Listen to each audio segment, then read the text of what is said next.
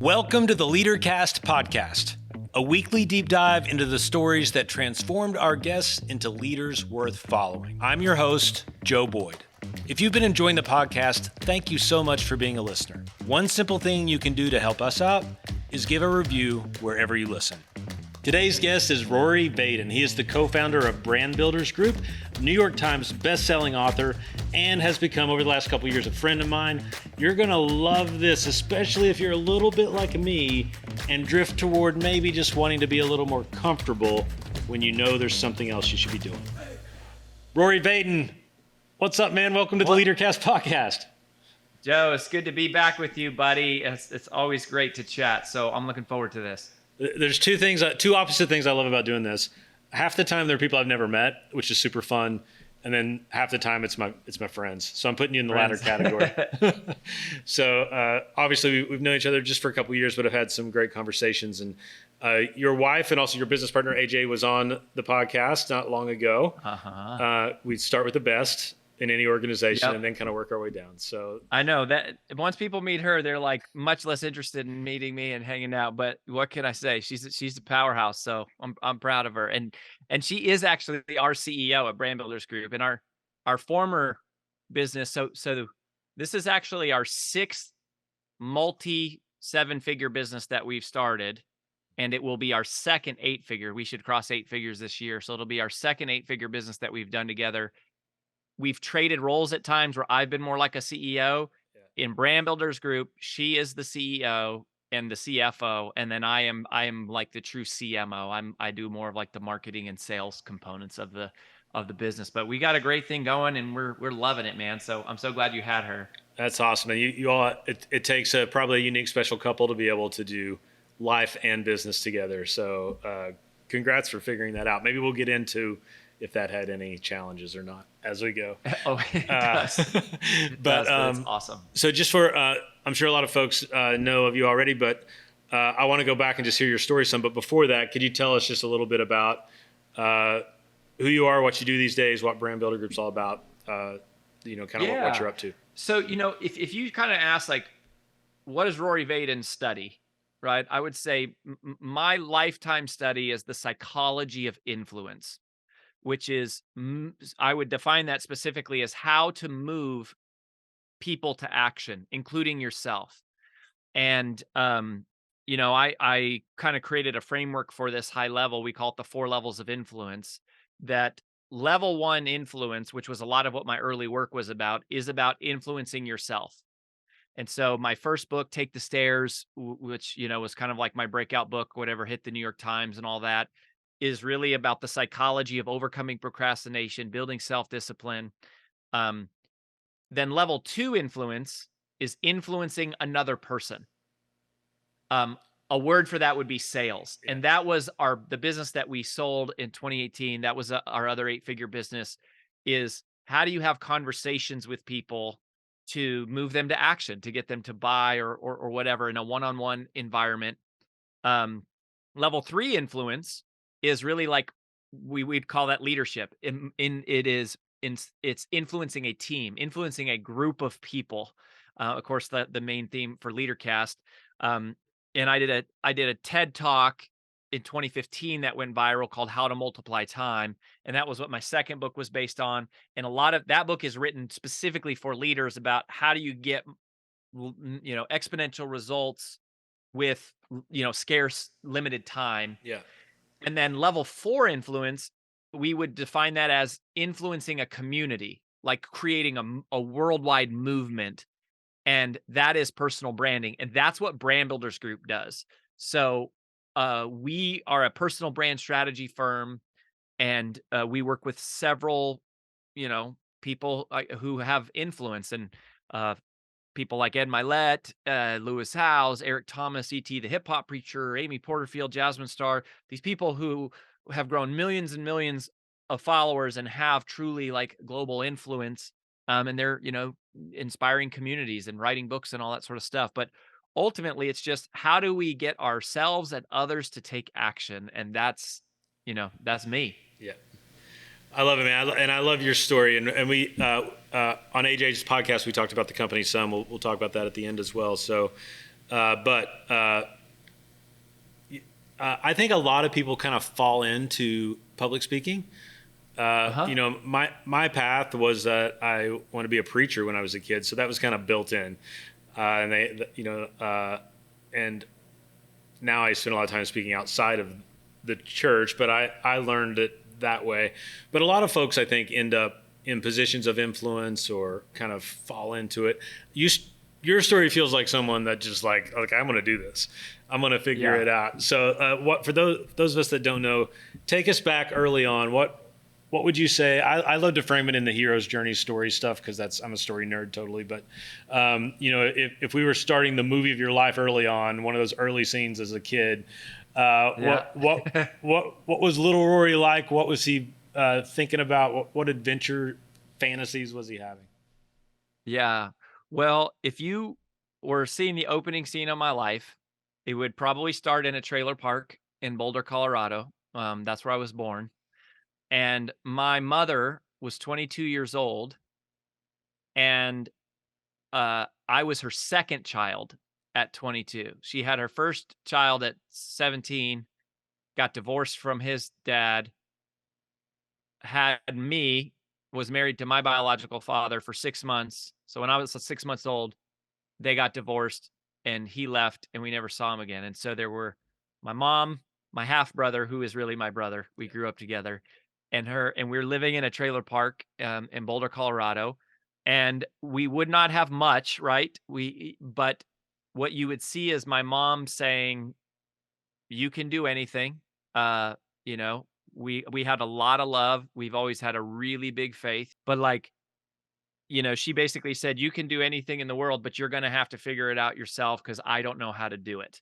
And then she got into, um, Mary Kay. So she got involved in direct sales, like, when I was pretty young. Yeah. And so I grew up around women who were teaching me about the principles of success.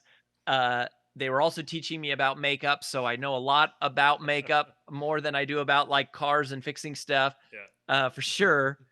And then when I was in 6th grade, so I was exposed to personal development early, and then I was in 6th grade at Platt Middle School, which is a true story, PMS. I went to PMS, and, at PMS, there was a speaker who came in one day, and he was so inspiring and funny, but he told this awful story about how he got into drugs and went to prison, and his brother was murdered, and like, basically all these bad choices he had made, and he was saying, like, don't do what I did.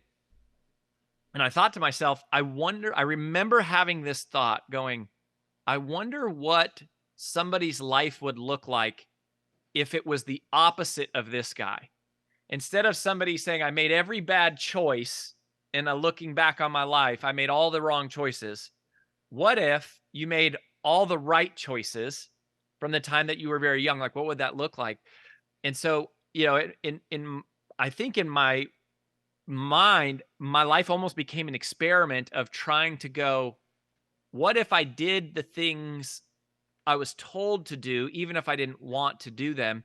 And so I was really involved in martial arts very early. I got my black belt when I was 10 years old. I had been doing that since I was 5 years old. And then, I went to high school. My mom said, "You're going to be the first to go to college, but you're going to have to get a full ride scholarship because I can't pay for it." Yeah. So I did. I became valedictorian. I was an All American athlete. I got a full ride scholarship. Then I got involved in direct sales. I went door to door for 5 summers in college and grad school. So I knocked on doors 14 hours a day, 6 days a week, mostly because the top producer got to speak at the annual convention, and that's what I wanted. And I had seen another speaker in high school. I was on student council, and we hired him, and we paid him $1,000. And Joe, that blew my mind that somebody would get $1,000 to come speak for like an hour. Yeah. And pretty much right there, my fate was sealed. I was like, I'm going to be a speaker. Yeah. And then I did, direct sales for like 5 years. And then I decided I was going to pursue my dream of being a speaker. I joined Toastmasters, entered this contest they had called the World Championship of Public Speaking. 25,000 contestants compete over 9 months. I spoke 304 times for free. I read over 30 books. I watched over 1,000 hours of film. I received, or excuse me, yeah, 2,200 evaluations. So 1,100 hours of film, 2,200 written evaluations. And I made it to the world championship. I lost. I made it back the next year. I lost again, but I was the world champion runner up. That was how I met Zig Ziglar. Zig Ziglar mentored me for a few years. We started our first company, grew that for 12 years, sold it. Along the way, had my book. And so, anyways, that's like that's probably the high level arc of the Rory story. I love it. It's different from mine and other people's stories. I definitely have learned by doing some of the wrong things, but I also was like pretty driven, I would say, to be a good kid. And early on, it was important for me to be as good of a person as I could be. And I had certain, I don't know, that was part of my early, I resonate with that part, but you obviously are a very sort of driven person. And I feel like I've been that in spurts. Like I can access that drive for months or years, and then I get super tired, and it kind of goes away, and it comes back. But what I'm curious for folks like you, I'm always curious. Were there any moments you're doing this life experiment, maybe in your 20s or something, where you were like, I just can't do it anymore. I don't want to do it anymore. I want to learn some things the hard way. Were there moments where maybe you lost your focus or started to drift? Anything like that? I can't honestly say that there were like moments where I didn't have focus. Like my life is basically it was like, black belt and then valedictorian and then this top producer at this company and then the world championship and then it was best-selling author and a TED talk and then selling the company. But that's not to say, number one, that I haven't lost a bunch. It's certainly not to say that like I haven't, failed. But I think the deepest wound there was realizing that the reality of so much of why I was achieving was really driven out of a self-centered feeling of not being worthy because my dad left me. Hmm. And so I think a lot of it was kind of being like, I'll show you. Like, I'll show you what you missed out on. That kind of a thing. And so it's a very self-centered story for a long period. And How did you? That's not a thing you would typically just wake up and come to. Did you have therapy? Like, how did you figure that part out? so the true story about that is I figured it out the day that I hit the New York Times bestseller list. And I should say the day we hit the New York Times bestseller list, this is one of the things that we teach authors is Yeah, there is no such thing as a New York Times bestselling author. There is only such a thing as a New York Times bestselling team. yeah, yeah. Um, but for me, that was the loftiest, highest, most impossible thing I could think of and that I'd ever achieved. Like when I first had that thought, I think I was 23 when I first had the thought that I might want to do this one day, and I did it when I was 29. So it was like a 6-year, very intensive period. But when I was 23 and I said that, I mean, I might as well have said I was going to be the president. Like it felt as far away as Right. like, what's the likelihood of that happening? Um, and then when it happened, in a weird way, it was very healthy because it was like, oh, now I can stop proving to myself and other people that I'm worthy. And so in a weird way, people say like, don't chase the worldly things. In a weird way, it kind of like gave me this for whatever reason in my mind, it reconciled like, okay, you know, now you can stop being so focused on ambition and goals and you can be free to serve others and not be having to prove your own worth. The darker side of that is to go, anytime you accomplish these things, you wake up the next day and your life is not much different than it was Yeah, the day before. yeah. And what I realized is that I always just kind of kept moving the goalpost, right? So it was like, you accomplish this, okay, then there's this, then there's this, then there's this. And when I got to that point, I was like, how many times am I going to really keep doing that? Um, and to your point, it's exhausting. It's not easy. I mean, it is a very difficult, it takes a lot of discipline, which is what To Take the Serious book is really about, is helping people understand how they can be more disciplined, and how discipline is actually very natural, a natural part of our design once you understand the neuroscience of how the brain operates. Um, but the it was like, when you achieve a goal, ultimately the satisfaction of that wears off. Yeah. But when you serve another person, it never wears off. There's nothing like the feeling you get when you help somebody else.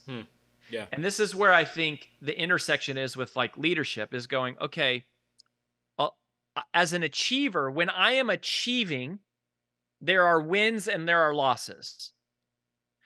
But when I am serving, there are only wins. There is only helping other people. And when I am achieving, I am inspired sometimes, and sometimes I'm deflated.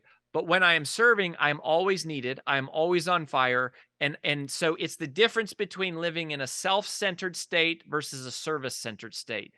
The whole first 35 years, at least, of my life were a very self-centered state. I was achieving a lot, although I was losing, right? I mean, even the world championship, it's like I didn't technically win. I was the world champion runner up.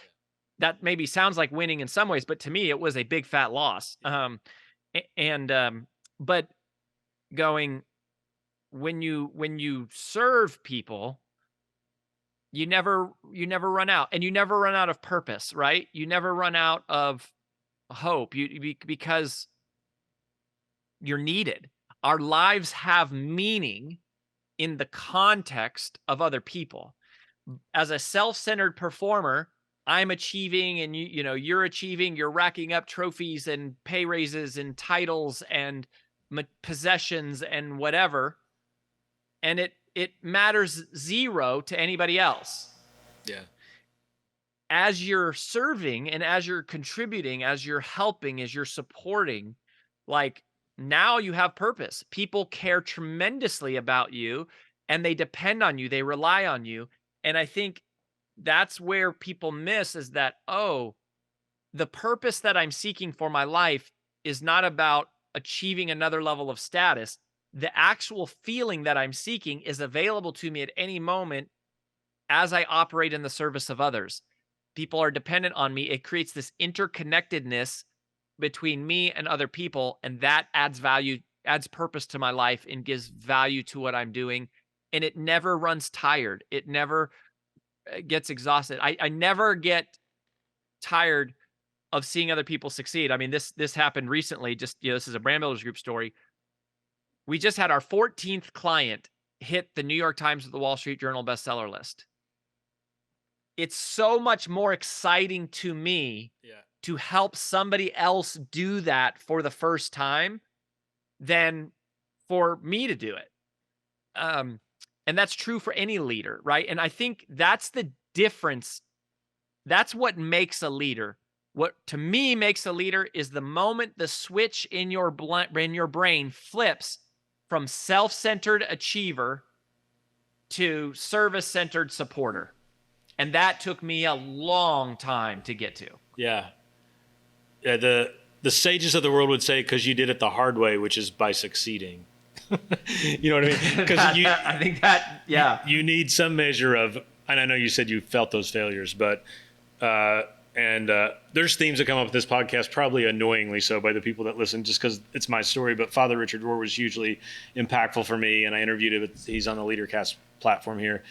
But he talks about how pain and failure are the things that usher into what he calls the second half of life.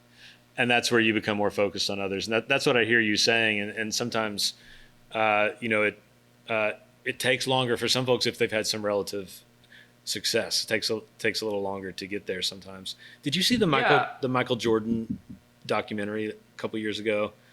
I watched a couple of the. It was like a 7-part series. I think I watched 3 of them. It just struck me as like I grew up on Jordan. I'm 50. I'm a Gen Xer. Like Michael Jordan was I love Jordan, like God, right? He's like he was the American like I missed my 8th grade basketball team or whatever. He was the biggest of the big. Yeah, he's perfect in so many ways.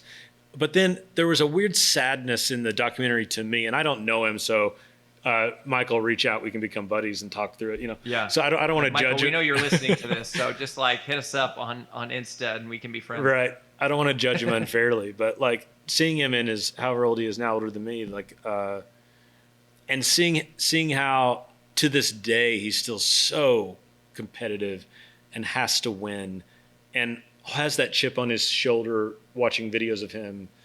There was a little bit of sadness to me of like I wanted him to kind of be a little more mellow, like to have the intensity of his drive. It was all about the drive and the win. Yeah. I get that. I got that too when I watched that. Yeah. And it's just interesting. Anyway, this isn't a Michael Jordan podcast either, but the people that driven, I think they sort of either, there's something about it that I feel like as they move on through their lives, if they don't let go to what you're talking about and realize that to transfer their drive, if you will, to other people, there is kind of a weird sadness for older folks. I feel like that haven't made that transition yet to me. And so I just wanted to say like what you're saying resonates as super true. And I think, I'm a religion major. And if you look at any of the great religions of history or the great thinkers kind of come to that, what you're talking about, which is you do get to a point in your life where you realize my successes are relatively meaningless unless I can use them to help others. Yeah, totally. And so it's funny because there's this very emotional side of it to that journey to go, ultimately like achievement is empty. The worldly things are empty, but the service of other people never ends. Yeah. And that's super valuable. The other part of it is, so what we do at Brand Builders Group is we actually turn that into a person's business. So, we define personal branding as the digitization of reputation. And the best piece of personal branding advice that I've ever heard was from Larry Winget. And he said, find your uniqueness and exploit it in the service of others. And so what we do is we help people find their uniqueness. And you go, how do you help someone find their uniqueness? Well, we have a 2-day process. We take people through these 6 questions. AJ probably talked about some of that on her interview with you. But the shortcut, right, is when we train our strategists how to do this with other people, we teach them one thing. We say, there's this one thing you have to watch out for, or that you need to watch for.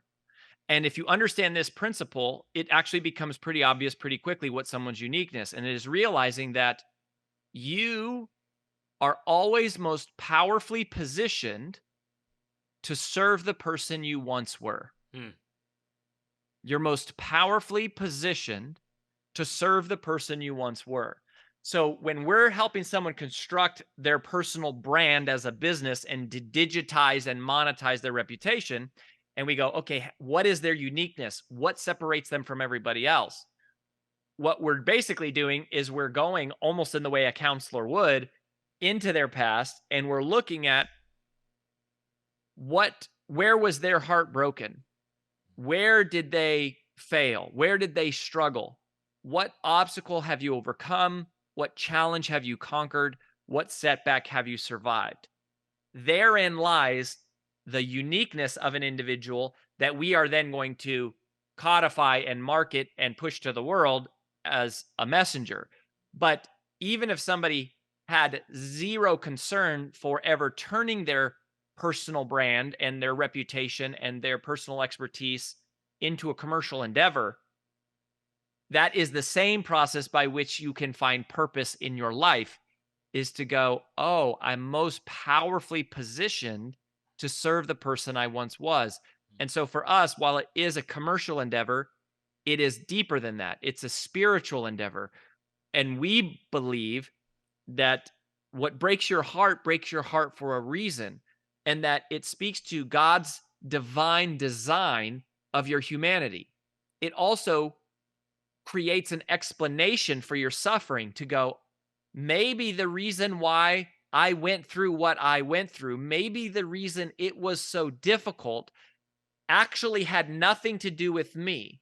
It was all a part of preparing me and shaping me into the person that I one day needed to be so that I could be placed into the life of another person and I could counsel them and serve them and help them. And so, that's the deeper level Yeah. of what we do that I think applies to everybody. That's really strong. I mean, that resonates just as very, very true to me. I never thought of it quite that way. Maybe I'm a pessimist, but I often say kind of the opposite, which is that you're the hardest.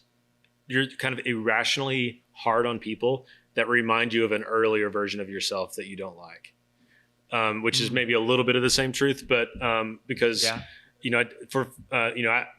Folks come out of maybe a hyper fundamentalist background can be then very aggressively like angry with folks that remind them of the way they were, versus someone from a completely different background that they might disagree with. There can be some more empathy there. That's what maybe it's just my own story, but I've seen that work out. But even as you're talking, I'm thinking through and maybe I just need to schedule an hour of therapy with you if you're good with that. But thinking through my own stuff, and it just does really, really resonate as true as even today I had a couple meetings, both of whom reminded me of times in my life that were hard. And it was very, easy to talk about in the sense of I've been through that. So and my heart did go to them versus maybe someone that wouldn't have connected to one of those pain points in my life, if that makes sense. Mm-hmm. Yeah. Yeah. Well, and I mean, for me, leadership and service are very closely connected, to whatever it is that made you you, and however you can convert that or turn that into an asset that helps other people. Right. Therein lies leadership. I do want to ask you about that because I feel like you have to run into people that maybe this whole way of thinking about it feels a little too like productizing my soul. Like there are probably folks that resist that. Some folks probably like it and some resist it. I know there's probably part of me, like obviously we all have a personal brand, but how do you communicate with folks that might be hesitant to feel like it's okay to kind of monetize or productize my personal brand? There might be, you know what I'm saying? It's hard to explain, but there might be a weirdness around it for some people. Yeah, some people feel that way, but the reality is you're already doing it. Yeah. I mean, every one of us is, again, where people get confused is they think of personal brand as like, oh, now I have a book, now I'm monetizing it, so that's weird. And it's like, no, a personal brand is not a book, it's not a speech, it's not a course, it's not a business model, it's not a social media profile.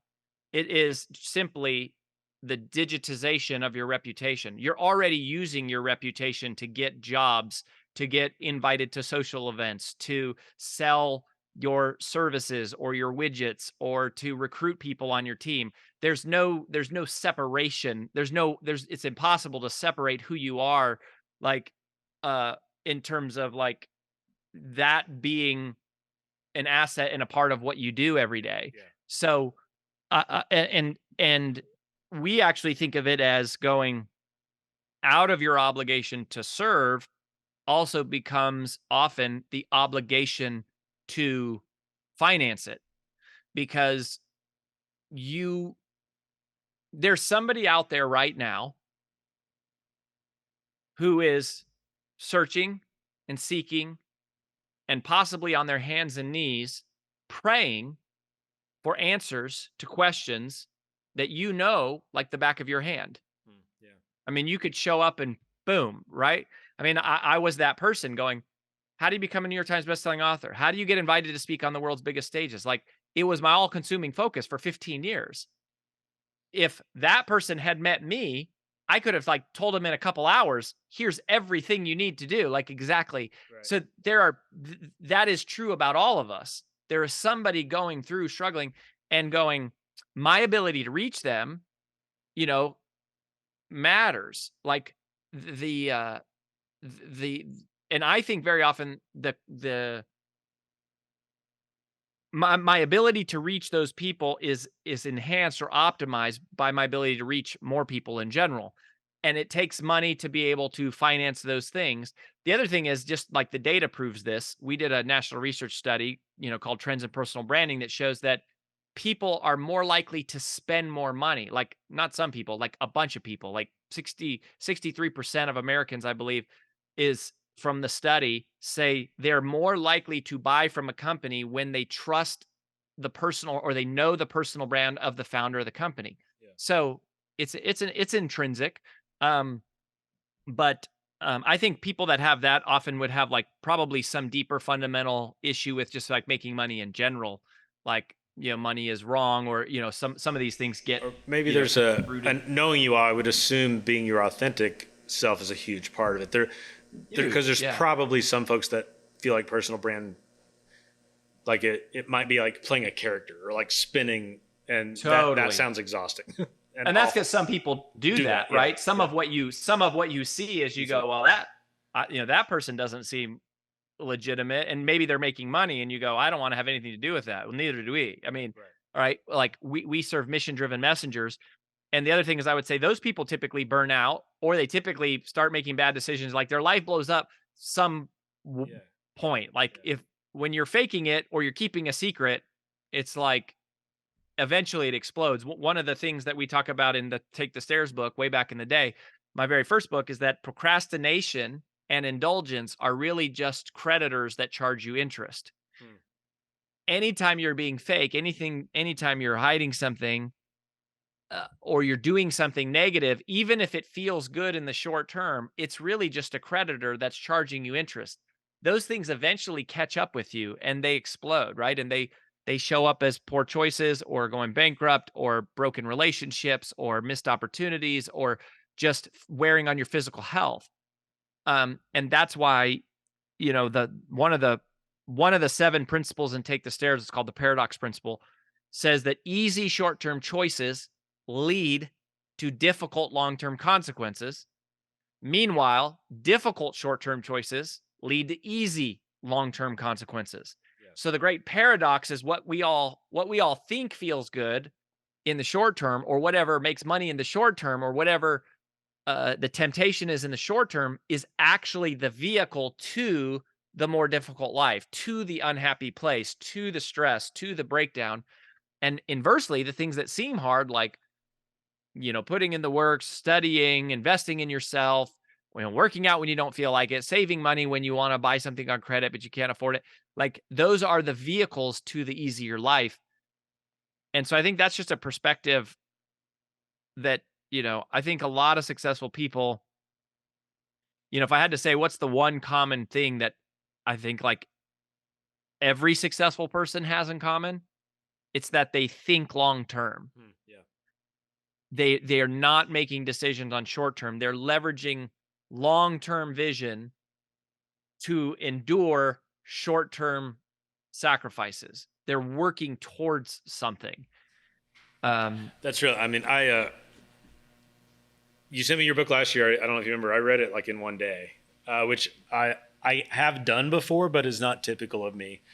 Wow. And a lot of it was because, it's, I think in reading it is like, this is a compliment. I hope you receive it that way.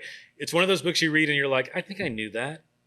Like, I feel like I knew that already, but I needed you to tell me again. Like, I needed you to, there were some new things in there for sure, but like the paradox principle that you just talked about. Yeah. I think I knew that, but I'm still, probably eating ice cream, drinking a bourbon while I'm reading your book, because I'm like, oh, maybe I should have a different diet. But for me, and people wired like me, I'm an Enneagram 7 and the whole thing. Like, we kind of fall into sort of pleasure because it numbs the pain, and you need those reminders that actually you're doing more harm. I would, of course, would say one ice cream a week, go for it. But there's something, the discipline part. It's just so nice. It was nice that you have created a voice that is you say it in a way that doesn't feel condemning or didn't make me feel guilty. It just made me want to do better. So I really did love your book, and I appreciate I it. love that. No, that's a great compliment. And I think here's what people don't realize is that the human brain is not designed for success. The human brain is designed for survival. The first and foremost function of the human brain is to keep us alive. Survival is about conserving energy. Survival is about staying safe. Survival is about doing what is comfortable. Success is exactly the opposite. Yeah. It's about taking risk. It's about doing new things. It's about doing what is uncomfortable. So when people struggle with procrastination or they struggle with indulgence, they often make themselves out to be like, or somebody else makes them out to be stupid or wrong or, shameful. Yeah. Actually, none of that is true. The neuroscience says that if you struggle with procrastination, that means you have a perfectly healthy, functioning, normal human brain. Yeah. The problem is that success is not normal. Success is not ordinary. It's extraordinary. It is abnormal. It is unusual. Yeah. It is different. And so if you want to be successful, you have to rewire your brain. You have to train your brain to think differently. And that's what Take the Stairs all about, right? It's just these 7 key distinctions for how to basically train your brain to think differently than you did before. And that was a big epiphany for me, because growing up in a trailer park, we never had money. And I just assumed, wow, all these rich people, they either must be lucky, they must be greedy, or they must have some secret that I don't have and our family doesn't have and I'm never going to have. Yeah. And then I realized, oh, it is a way of thinking. It is a mode of operating. And those are all things that can be learned by anybody, but you have to learn them. If you don't, the natural default design of the human brain is to gravitate towards whatever is convenient and comfortable and safe, i.e. the escalator, which is where the whole Take the Stairs metaphor in the title of the book came from, is to go, you have to train your brain to do the things you don't feel like doing, but you should do, because actually those are the things that actually create the life you want, right? I mean, look where I live now. And it's insanity. If you would have taken 6-year-old Rory to our house and said, one day you're going to live here, I would be like, what? Like, there's Right. no way. That's impossible. There's no way I am going to end up there. And in actuality, once you reprogram, and when I say reprogram your brain, this is actually, again, connected to neuroscience. You're establishing new neural pathways in your brain. You're teaching your brain to process decisions differently based on these 7 criteria. Success becomes inevitable, just like safety becomes inevitable if you don't do anything. Yeah. You're just going to gravitate towards what is comfortable and safe and convenient and what tastes good and what feels good. But if you change things, eventually your success becomes inevitable. It's the result of our thinking. Like our life ultimately is the output. The results that we experience externally are the inevitable, unavoidable, predetermined destinations of our thoughts and the way that we process decisions. Not in a woo-woo way, but in a very scientific, pragmatic way. Man, I love that stuff. You're a voice in my head sometimes, and I can hear the things that you tell me to do. So for better or worse. Anytime you take the stairs, you're like, that damn Rory Vaden. I'm so done with the stairs, right? That's who I want to be. I'm like, I'm in an airport. I'm like, Rory might see me. I better take the stairs. Maybe he's here. Hey man, we've run over, but thank you so much for your time. You're such an important voice in the world, and thank you for reminding us of all this stuff. People want to know more about brand builders. There'll be a link if you're listening or watching this online, but where can they go if they want to learn more about what you're doing? Yeah, I would just say, if you want to get connected to us, go check out freebrandcall.com/leadercast. So freebrandcall.com/leadercast. Our current business is really helping people grow their impact, grow their reach, grow their reputation. Growing their revenue becomes a part of that, whether you're trying to build your personal brand, or you're just using your personal brand to grow your nonprofit, or your Right. church, or your business, or improve your industry, or whatever. But yeah, so that's where they would go. And I would say, if you have that calling on your heart, like if you feel that sort of calling of like, I have a message, I feel like I need to get it out. We actually believe that the calling you feel on your heart is the result of a signal that's being sent out by someone else. Mm. And that signal is being sent by someone who needs you much more than you need them. And they're waiting for you, and they're calling for you, and they're needing you in a very, again, scientific sort of frequency kind of way. You're being called to them, and that, we believe, is the purpose of your life. Not everybody has that calling, and that's fine. We're probably not the people for you, but if you do, you could check that out. And in the meantime, keep leading. Stay connected to LeaderCast. You guys do a great thing, man, and it's always an honor to be a part of it. Thanks, Rory. We'll definitely have you back as many ways as we can. I appreciate it. My pleasure, buddy. See ya.